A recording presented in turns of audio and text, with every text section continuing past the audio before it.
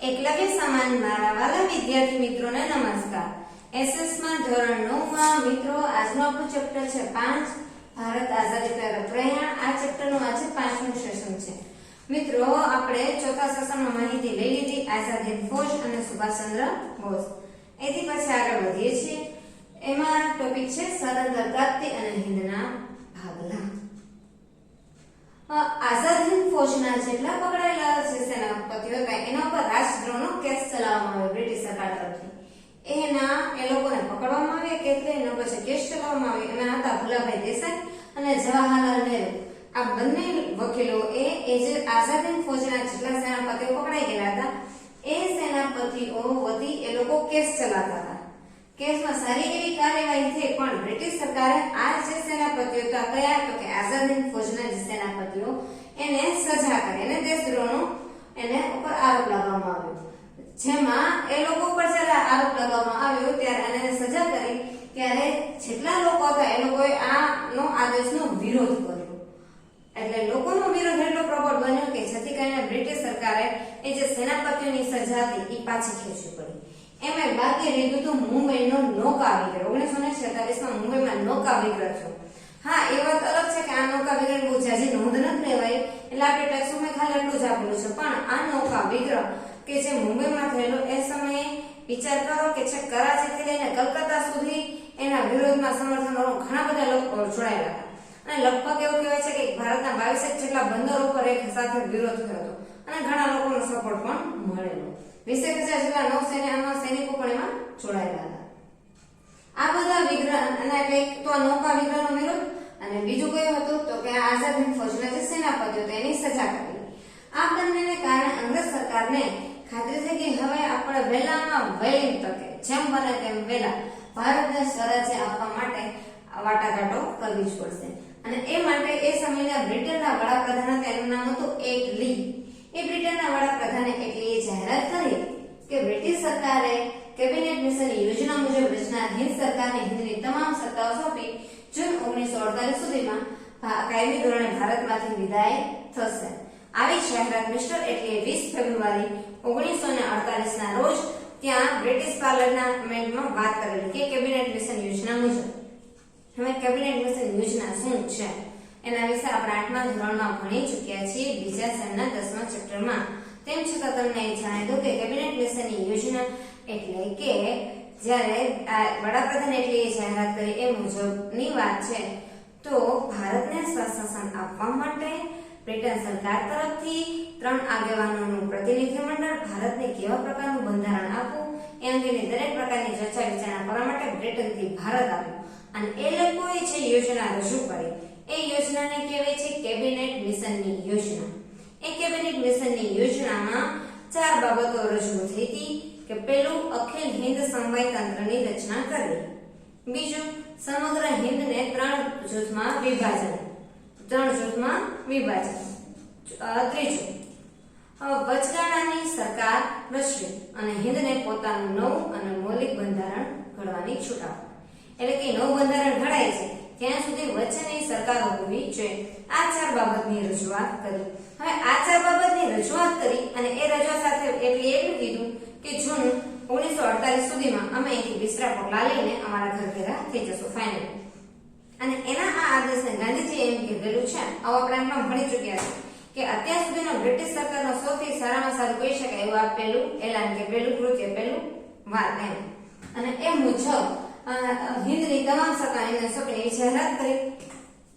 એ દરમિયાન હિન્દના વાઇસરોય તરીકે વેવેલની જગ્યાએ ત્યાં આવે છે એ તમામ વેવેલની જગ્યાએ જે નવા આવ્યા વાઇસરોય એનું નામ હતું માઉન્ટ બેટન આવ્યા ત્યારે હિન્દમાં ફાટી નીકળેલા રમખાણો લીધે દેશની આપણી સ્થિતિ વધુ ખરાબ બનેલી। શું કામ એ કોમે રમખાણો ફાટી નીકળ્યા એનું કારણ એ છે કે આજે કેબિનેટ મિશનની જે યોજના હતી એ યોજના મુજબ એને 4 બાબત રજૂ કરી। અખિલ હિન્દ સમવાય તંત્રની રચના કરવી, સમગ્ર હિન્દનું 3 જૂથોમાં વિભાજન વહીવટ માટે, પછી હિન્દને પોતાનું નવું મૌલિક બંધારણ ઘડવાની છૂટ અને નવા બંધારણ ઘડાય ત્યાં સુધી બંધારણ ઘડાય છે એ સમયગાળો જો વચલો સમય છે તો એ સમય હિન્દને પોતાનું નવું અને મૌલિક બંધારણ એટલે વચગાળાની સરકાર રચવી। બંધારણ ઘડાય છે ત્યારે વચગાળાની સરકાર રચવાય કારણ કે અંગ્રેજ સરકાર છે ભારતીય સરકાર આવે છે ત્યાં સુધી વચલો સમયગાળો છે, કોઈ નિયુક્ત ન થતા એ સમયે વચગાળાની સરકાર રચવી એવું નક્કી કરવામાં આવ્યું. તો એ વચગાળાની સરકાર માટે બંધારણ સભાની રચના થાય એના માટે એક ચૂંટણી કરવામાં આવે અને એ ચૂંટણીમાં બંધારણ સભાની રચનાની ચૂંટણીમાં જુલાઈ 1946 માં અને એની ચૂંટણીમાં હિંદમાં ફાટી એટલે કે એની ચૂંટણીમાં ભારતના જે રમખાણો ફાટી નીકળ્યા એનું કારણ શું હતું કે એ ચૂંટણીમાં કોંગ્રેસે 210 માંથી 201 જ્યારે મુસ્લિમ લીગના સભ્યોએ તો 78 માંથી 73 જેટલા મત મેળવ્યા એટલે કે બેઠકો મળી. પરિણામે મુસ્લિમ લીગ એને અહીંયા કોંગ્રેસ કરતા ઓછી મળી, મતલબ કે વિજેતા ન બની અને વિજેતા પક્ષ કોણ આવે? કોંગ્રેસના સભ્યો. જેથી કરીને એ મુસ્લિમ લીગના સભ્યોને ખાતરી થઈ ગઈ કે અહીંયા હિંદમાં સ્વતંત્ર હિંદમાં એમના હિતો વધુ જળવાશે નહીં. એને કરતા બેટર ઈ છે કે અલગ આપણે સ્વતંત્ર હિંદની સ્વતંત્ર દેશની હિંદમાંથી રચના કરી એટલે કે અલગ પાકિસ્તાનની માંગણી ઊભી કરી અને એના માટે પરિણામે અલગ પાકિસ્તાનની માંગણી પ્રબળ બની અને એ ઉપર બ્રિટિશ સરકાર ઉપર દબાણ લાવવા માટે 16 ઓગસ્ટ 1946 ના રોજ સીધા પગલા દિનની ઉજવણી આ પણ આપણે 8માં ભણી ચૂક્યા છીએ. અને એનો આદેશ આપતા સમગ્ર હિંદમાં ડાયરેક્ટ સીધા કોમી હુલ્લડો અને રમખાણો એટલે ધર્મના નામે ઝઘડા શરૂ થઈ ચૂક્યા હતા. આ છતાં સરદાર વલ્લભભાઈ પટેલ, જવાહરલાલ નહેરુ સહિતના કોંગ્રેસના નેતાઓને લાગ્યું કે હવે પાકિસ્તાનની માંગણી અલગ દેશની માંગણી સ્વીકાર્યા સિવાય કશો છૂટકો છે નહીં, કઈ પણ વિકલ્પ છે જ નહીં. મુસ્લિમ લીગ અને એમાંય એના પાકિસ્તાનના અલગ સભ્ય હતા એ હતા મોહમ્મદ અલી જીના જે મુસ્લિમ લીગના સભ્ય હતા કે જે પાકિસ્તાનના હતા એટલે મતલબ કે પછી સ્વતંત્ર પાકિસ્તાનમાં સુધારે છે. એ મુસ્લિમ લીગ અને જીનાના અઠાગ્રહને લીધે 6 ડિસેમ્બર 1946 ના રોજ બંધારણ સભાનો મુસ્લિમ લીગ દ્વારા વિરોધ કરવામાં આવ્યો એટલે બહિષ્કાર કર્યો અને લીગે 31 જાન્યુઆરી 1947 ના રોજ પાકિસ્તાનની પ્રગતિ માટે જલદ કાર્યક્રમના આગ્રહને લીધે હિંદના વિભાજન સ્વીકારવાની ફરજ પડી. હિંદને ભાગલાની પરિસ્થિતિ પેદા થઈ કારણ કે તમને ખબર છે, તમે ભણી ચૂક્યા છો 8માં કે મુસ્લિમ લીગના સ્થાપક છે એ લોર્ડ મિન્ટો, બરાબર, મોર્લે અને મિન્ટો. તો આપણે વાત કરીએ કે પાકિસ્તાનના સાચા સર્જક તો મોહમ્મદ અલી જીનાની લોર્ડ મિન્ટોને ગણવામાં છે. કારણ જ એ વખતે એને મુસ્લિમ લીગની જ્યારે સ્થાપના થઈ 1906 માં એ વખતે જ આ લોકોના મનમાં ઠસાવી બેઠા હતા. બાકીની કીધી વાત કરીએ કે તમને જાણો છો કે આપણું બંધારણ છે એ ક્યારે ઘડાવાની શરૂઆત થઈ હતી? 9 ડિસેમ્બર 1946. પણ બંધારણ સભાની રચના માટેની જે ચૂંટણી હતી એમાં એને સારો મુસ્લિમ લીગે દેખાવ કર્યો નહીં. પરિણામે હાર્યા એટલે અલગ પાકિસ્તાન દેશની માંગણી ઊભી કરી અને માંગણી સ્વીકારવા માટે એમણે ધર્મના નામે ઝઘડા પણ શરૂ કરી મૂક્યા હતા, હુલ્લડો પણ શરૂ થયા અને પરિણામે એવી પરિસ્થિતિ ઊભી થઈ ગઈ હિંદના વિભાજનની. આ સંજોગોમાં માઉન્ટ બેટને જવાહરલાલ નહેરુ, સરદાર વલ્લભભાઈ પટેલ સહિતના જે પણ હતા એ બધાને સમજાવ્યું કે ભારતના ભાગલા છે એ અનિવાર્ય છે કારણ કે અનેક સ્વાયત્ત અને વિરોધી એકમ વાળી નિર્બળ કેન્દ્ર સરકાર કરતા અનેક સ્વાયત્ત એટલે અનેક સ્વતંત્ર અને વિરોધી એકબીજાના સાથમાં તો છે નહીં, વિરોધ છે. આ આમ કે ઓલું આમ કે ઓલું આમ કે બધાને જણે એક મત હતા જ નહીં. એક તો સ્વતંત્ર એક મત નહીં એવા વિરોધી એકમ વાળી નિર્બળ સરકાર બને છે.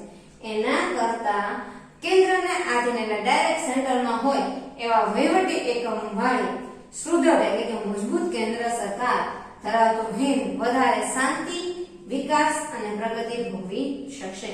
આવું માઉન્ટ બેટને જવાહરલાલ નહેરુ અને સરદાર વલ્લભભાઈ પટેલને સૂચવ્યું કે અલગ અલગ સ્વતંત્ર પ્રદેશ અને એમાં પણ એકબીજાની સાથે વિરોધ, એકબીજાની સાથે હળીમળી રહી શકે નહીં એવા કેન્દ્ર સરકાર કરતા તો બેટર એ છે કે આપણે એક સ્વતંત્ર કેન્દ્રને આધીન હોય એવી સુદૃઢ મજબૂત વ્યવસ્થા ઊભી કરીએ.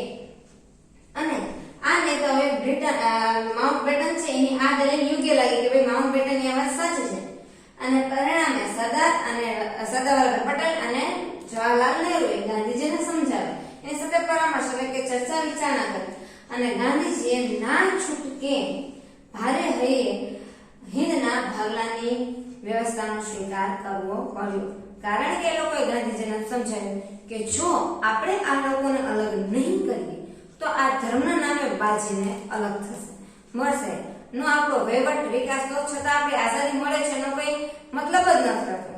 એના કરતા એ છે કે આપણે રાજી ખુશીથી એને અલગ કરી આપીએ. અંતે પછી માઉન્ટ બેટન યોજના જૂન 1947 હિંદના ભાગલા મુજબ પછી હિંદના ભાગલા થાય છે. 24 માર્ચ 1947 ના રોજ વાઇસરોય માઉન્ટ બેટને પોતાનું સ્થાન સંભાળી લીધું.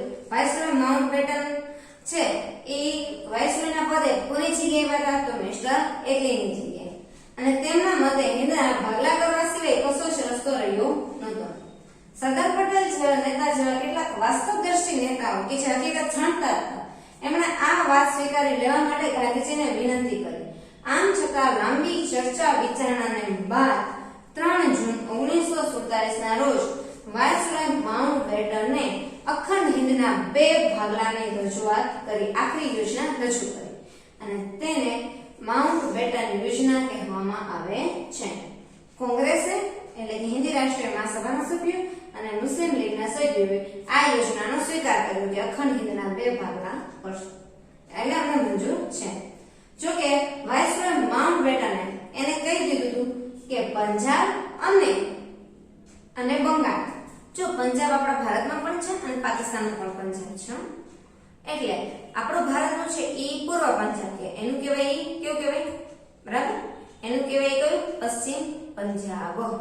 એ જ રીતે બાંગ્લાદેશ એ વખતે છે અત્યારે બાંગ્લાદેશ છે એ અલગ દેશ છે પણ એ 1971 માં અલગ થયો પણ એ બાંગ્લાદેશ છે એ પહેલા મુસ્લિમ બહુમતી ધરાવતો બંગાળ વિસ્તાર કહેવાતો હતો એટલે એ વિસ્તાર કોનામાં છે પાકિસ્તાનમાં.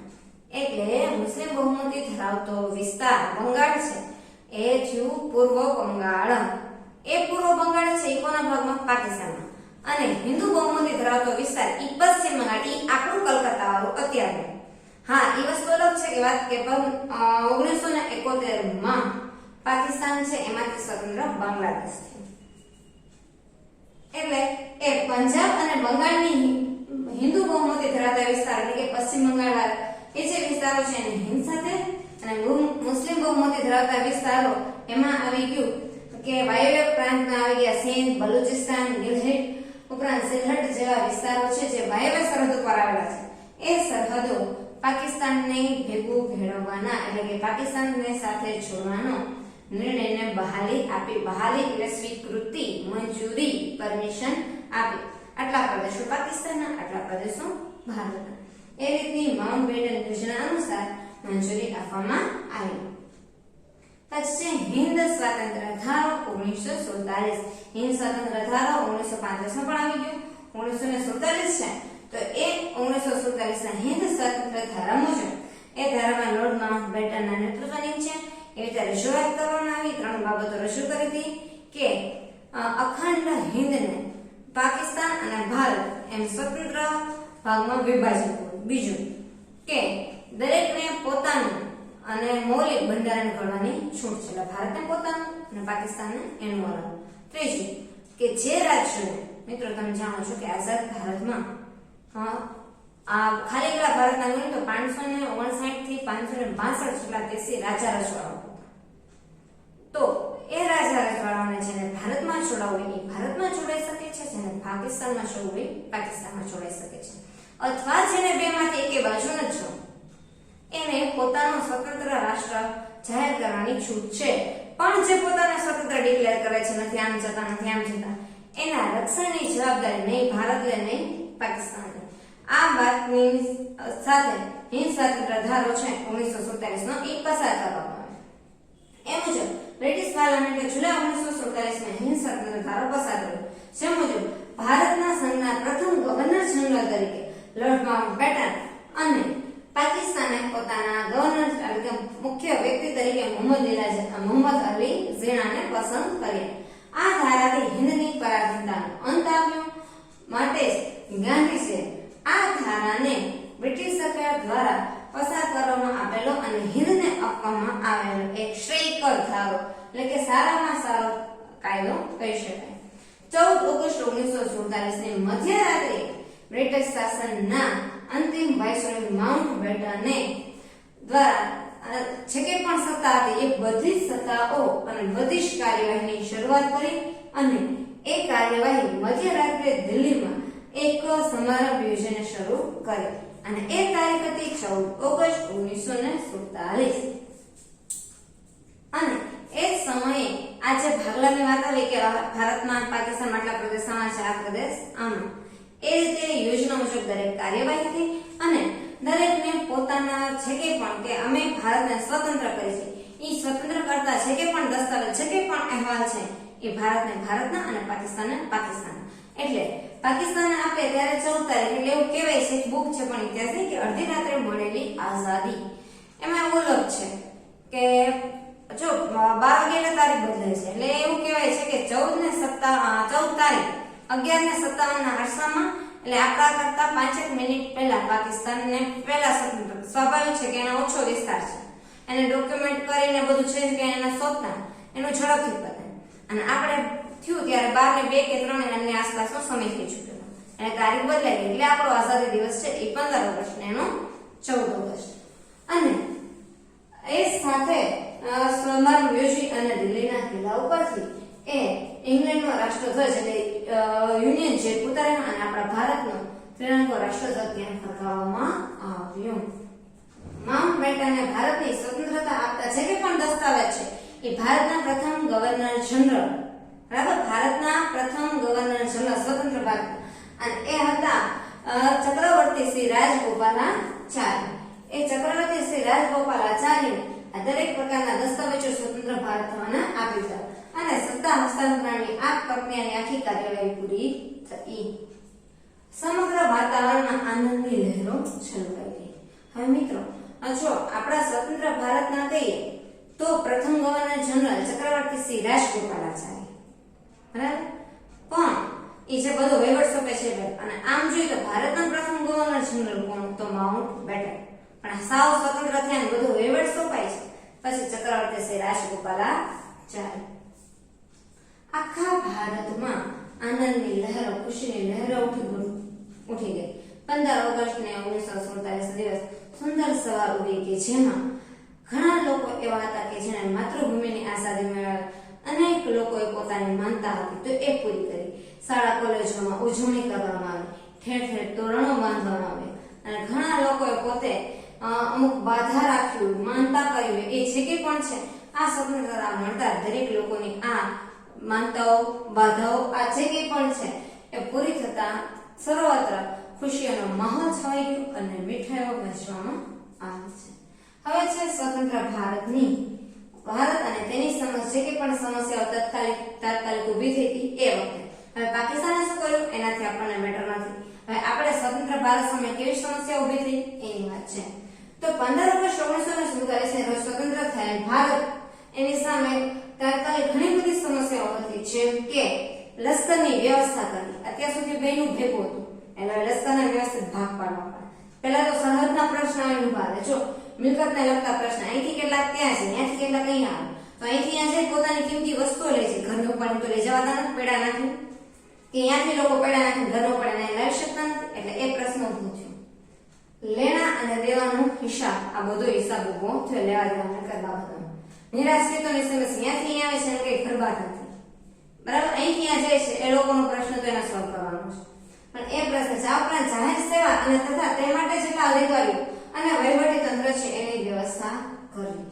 આ ઉપરાંત ભારતની પશ્ચિમે આવેલા પશ્ચિમ પાકિસ્તાન એટલે તેનું પાકિસ્તાન અને પૂર્વે આવેલા પૂર્વ પાકિસ્તાન એ બંનેની સરહદો નક્કી કરવી. એટલે તે ભારત અને પાકિસ્તાન વચ્ચેની બોર્ડર છે એ વખતનો એ વખતનો જે પણ આ બોર્ડર નક્કી કરવાનો અંગ્રેજ ગવર્નર હતો એનું નામ હતું રેડ ક્લિફ, જે નિશ્ચિત કરતો હતો બોર્ડરની બધું આયોજક હતો અને એના નામ ઉપરથી ભારત અને પાકિસ્તાન વચ્ચેની જે બોર્ડર છે એ રેડ ક્લિફ લાઇનના નામે ઓળખાય છે. એ જ લાઇનના નામ છે ભારત અને બાંગ્લાદેશ વચ્ચે પણ એ જ લાઇન ઓળખાય છે, કારણ કે બાંગ્લાદેશ એ વખતે ભારતનું છે એટલે એની સરહદો નક્કી કરી. વગેરે આવી અનેક સમસ્યાઓનું ભારતે નિરાકરણ લાવવાનું હતું. આ પ્રશ્નના નિરાકરણ માટે માઉન્ટબેટનના અધ્યક્ષ પદે ભારતના 2 અને પાકિસ્તાનના 2 એમ કુલ મળીને કેટલા થયા 5. એક માઉન્ટબેટન, ભારતના 2 અને પાકિસ્તાનના 2 કુલ મળીને કેટલા 5. એમ 5 પ્રતિનિધિઓની એક આખી સમિતિ રમી અને આ સમિતિએ આ જે કે પણ પ્રશ્ન હોય, લશ્કરના હોય, નોકરીના હોય, જે કે પણ પ્રશ્ન હોય એ દરેક પ્રશ્નના ઉકેલ માટે એ છે તે પ્રશ્નના જાણનાર કેવા તજજ્ઞ હોય એવા જુદા જુદા પંચની નિમણૂક કરી અને મતભેદ તે પણ ઉભો થાય કે ભારતનો કે પાકિસ્તાન છે કે અમુક પ્રશ્ન એવા ઉભા થાય કે બે વચ્ચે મતભેદ ઉભા થાય તો એ વખતે ભારતના પૂર્વ ન્યાયાધીશ અને ભારતના પૂર્વ ન્યાયાધીશના અધ્યક્ષપદે ભારત અને પાકિસ્તાનના પ્રતિનિધિનું બનેલું લવાદી જૂથ એના કોઈ બી હોય મુખ્ય દરેક એના વચ્ચે એક લવાદી જૂથ એટલે કે સમાધાન કરનાર એક જૂથ પંચ નક્કી કર્યું અને એ પંચ જે કે પણ ચુકાદો આપે છે એ ચુકાદાનો આખરી માની અને એનો નિર્ણયને માનવાનો રહેશે એવું બંને રાષ્ટ્રોએ સ્વીકાર્યું એવું કહેવાય છે બરાબર પણ મિત્રો આનું ભારતના ભાગલા સામે જે નિરાશ્રિતોની સમસ્યા જે કે પણ રોજરોજના પ્રશ્નો ઉભા છે એ તમે જો ને તો તમને ખબર પડે કે આવા હાલ થયા હતા ભારતના અને એના માટે તમે ઓલું ગદર એક પ્રેમથાને એક આખો એક પિક્ચર છે સની દેઓલનું એ તમે એમાં અમીષા પટેલ છે એક મૂવી તમે જો તો એ સમય ખબર પડે કે આપણા ભારત અને પાકિસ્તાનના ભાગલા સમય કેવા પ્રશ્નો ઉભા થતા કે ટ્રેન અહીંથી ક્યાં છે ત્યાંથી ભારતમાં આવવાના લોકોની આવતી હોય ટ્રેન તો ત્યાં કેટલાક વસ્તા લોકોને ભારતમાં આવવું હોય તો એ આવે છે તો ત્યારે ટ્રેનમાં કોક જીવતું હોય કોક મરેલું હોય આખી મરેલી લાશના ઢગલા આવતા આવા પણ પ્રશ્નો ઉભા થયેલા છે જેમાં સ્ત્રીઓ અને બાળકો સાથે અત્યંત દયાજનક વ્યવહાર થયો આ ઉપરાંત વાત કરીએ તો ભારતીય લશ્કરના સરસેનાપતિ લશ્કર અને લશ્કરી સરસરંજામનું વિભાજન પૂર્ણ કર્યું કે અલગ અલગ બેના ભાગ પૂરા પડ્યા અને ફેબ્રુઆરી 1948 માં બ્રિટિશ સરકારે કાયમી ધોરણે ભારતમાંથી પોતાના વિસ્તૃત પોટલા ઉપાડીને ઘર ભેગા થયા કીધું તો જૂન 1948 પણ બધી આપણને ભારતને સોંપીને અહીંયા વાત થઈ ગઈ મિસ્ટર જાહેરાત કરી કે જૂન 1948 સુધીમાં આપી દેશે પણ અહીંયા ફેબ્રુઆરી 1948 સુધીમાં બધું આપી તો આખું ભારત ખાલી કરીને જતા રહે છે અને લશ્કરની બાબત હોય ન્યાયની બાબત હોય કે વહીવટી વગેરે બાબતે જે કે પણ સેવા આપનાર જે અધિકારીઓ હતા એને ભારત અને પાકિસ્તાનના વિકલ્પ આપ્યો કે તમે ભારતમાં જોઈએ તો ભારતમાં જઈ શકો છો પાકિસ્તાનમાં જોઈએ તો પાકિસ્તાન એ રીતે તથા તે સંબંધી જો એ લોકો ભારતમાં રહેશે તો એના પગાર શું એના ભથ્થા શું કે એની નોકરીની સલામતી ભારતમાં રહે તો બધી આપણે ખાતરી એને આપી શકે પણ ત્યાં જાય તો ત્યાંની ગવર્નમેન્ટ જે કરે એના નિયમ માનવા પડે આપણે ભારત પાકિસ્તાન એટલે કે પાકિસ્તાનથી ભારત છોડીને આવનારા કેટલાક નિર્વાસિત લોકો છે એ નાગરિકો તથા બંને દેશોની કેટલીક મિલકતો રોજગાર વ્યવસાય વગેરે જેવી સમસ્યાઓ છે એ ધીરજપૂર્વક અને સમજી વિચારીને એટલે કે કોનેપૂર્વક એને ઉકેલવામાં આવે આમ વાત કરીએ તો ભારતમાં 562 જેટલા દેશી રજવાડો સ્વતંત્ર ભારત સંઘમાં જોડાવા આ ભગીરથ પ્રશ્ન છે એ દૂર જે પણ પ્રશ્ન છે એ હલ કરવાનું કામ દૂર કરવાનું કામ એ દ્રઢ નિશ્ચય સાથે લોકોની મનોબળ ધરાવનાર સરદાર વલ્લભભાઈ પટેલ આ કાર્ય એ ગુનેપૂર્વક પાર પાડ્યું અને એના વિશે તમે 8મા ધોરણમાં ભણી ચૂક્યા છો બીજા સ્તરનો 12મા અને 13મા પાઠમાં બરાબર કે ભારતના કયા કયા પ્રદેશો કેમ ભારત ભેગું જોડ્યા એના વિશે તમે ભણી ચૂક્યા છો આમ છતાં વિભાજનના કારણે કોમી રમખાણોની અસર એટલે જે ભારત પાકિસ્તાનના જે ભાગલા પડ્યા સીધા ભાગલા દિન ઉજવણું તો એ સમયે જે ધર્મના નામે ઝઘડા થયા હતા એની અસર એવામાં એટલી અસર ઓછી હતી ભારત પાકિસ્તાન આજે આઘાત હજી ગયું નહોતું એવામાં જ ગાંધીજીની હત્યાના સમાચાર આવ્યા ઉપરાંત સ્વતંત્ર ભારતને સારું એવું શાસન આપ્યું અને ભારતને આર્થિક રીતે પગભર બનાવવું કૃષિ ક્ષેત્રે આપણે શીખ્યો સારી દેશમાં સુલેહ અને શાંતિનું વાતાવરણ કરવું દેશની આ બધી જે કે પણ સમસ્યાઓ છે આ જે બધી સમસ્યાઓ છે એને નિરાકરણ માટે લાંબા ગાળાનું આયોજન છે એ ખૂબ જ આવશ્યક બની રહ્યા છે મિત્રો અહીંયા તો આ તો ખાલી સૌ શોર્ટમાં માહિતી લીધી આપણે આ પાઠમાં ભણી ચૂક્યા છે આ પણ અંગ્રેજોનું શાસન 1757 થી શરૂ કરીને 1947 સુધીનું શાસન એ માત્ર તમારી ટેક્સ્ટબુકમાં પહેલો ચોથો અને પાંચમો અને સાતમો પાઠમાં હશે કે કયા ત્રણ પ્રદેશ છે એ ભારતમાં નહોતા જોડાયા જુનાગઢ હૈદરાબાદ અને કાશ્મીરનો પ્રશ્ન એ પણ આવશે ફ્રેન્ચ અને પોર્ટુગીઝોનું જોડાણ જે આપણે આઠમાં ભણી ગયા છે એ સાતમાં તમારે સાતમું ચેપ્ટર છે 9મા ધોરણનું એમાં તમારે એ જ ભણવાનું છે પણ માત્ર 4 જ ચેપ્ટરના આટલા ભાગમાં એ 1757 થી 1947 સુધીનો આખો ઇતિહાસ એ પૂરો થાય નહીં જેટલા મહત્વના બનાવો છે કે પણ તમારે ઉંમર પ્રમાણે તમને સમજવામાં આવી શકે એટલી જ માહિતી એમાં આપેલી છે અને એટલી જ માહિતી મેં તમને આપેલી છે ચલો મિત્રો અહીંયા સુધી રાખીએ નેક્સ્ટ સેશનમાં આપણે 7મું ચેપ્ટર છે એમાં જોશું જુનાગઢ હૈદરાબાદ અને કાશ્મીરનો પ્રશ્ન બરાબર અહીંયા સુધી રાખીએ થેન્ક યુ